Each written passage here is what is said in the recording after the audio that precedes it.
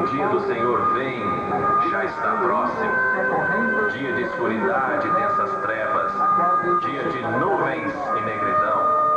Como a alva sobre os montes, assim se difunde um povo grande e poderoso, qual desde o tempo antigo nunca houve, nem depois dele haverá pelos anos adiante de geração.